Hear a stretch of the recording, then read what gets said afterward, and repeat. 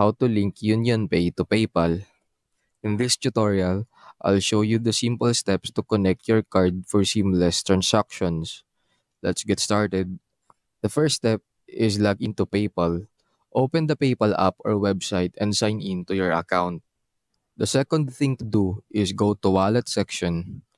Click on Wallet at the top menu or in the app menu. Third step, select Link a Card button. Choose Link a debit or credit card. The fourth step will be entering your UnionPay details. Fill in your card number, expiry date, and CVV. The fifth step of this tutorial is confirm and link. Click link card to save your details. The sixth and the last step of this tutorial is verification process. PayPal may charge a small refundable amount for verification. That's it.